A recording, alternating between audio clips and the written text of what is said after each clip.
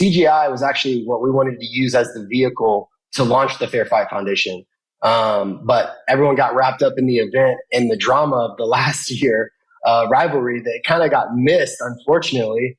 And we're trying to hammer it home, but that's what it is. Sometimes you think, hey, heartstrings first and business second, but the reality of the world is it's business first and heartstrings last. Yeah.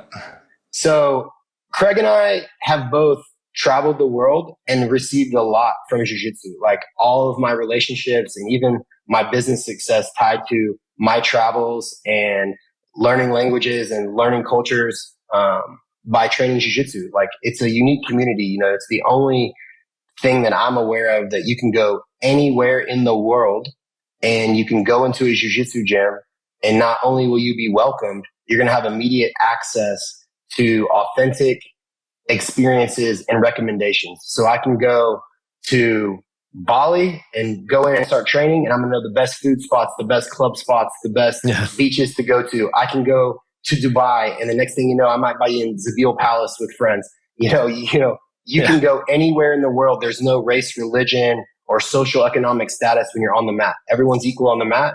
And there's a lot of trust in jiu-jitsu. If you're going to go train full speed with someone and it's a universal signal and they do this, they stop. Like it's special. It's a special community.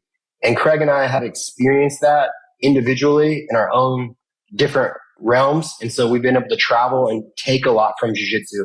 And Craig is used to going everywhere, and people give him so much because he's there in his presence, and he wanted to give back. And I'm in the same way. I'm a little older and I have kids. And when we were out doing some content work in Indonesia, it's a well-known story and we put it out on CGI One, but we met Jeff Collins at Academy Christus.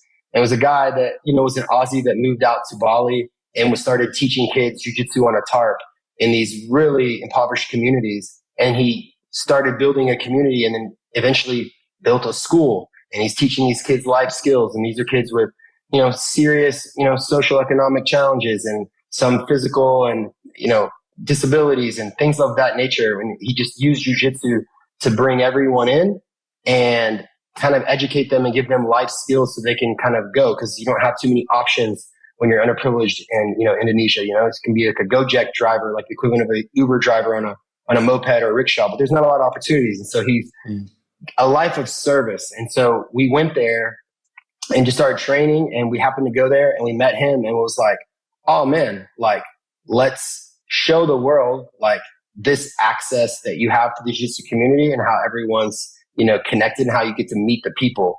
We kind of talked about it as Craig would put, it's kind of like Scientology.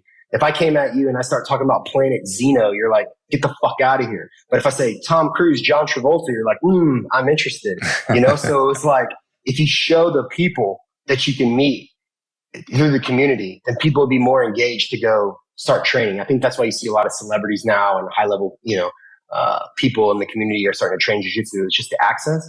So that was like the inspiration for us to start our own charity. So we went there, we helped sponsor a Christmas party and feed 300 families and, give time and give back there, and then raise money for them through CGI One. CGI One, we were able to raise like over $650K to charities within our jiu-jitsu community.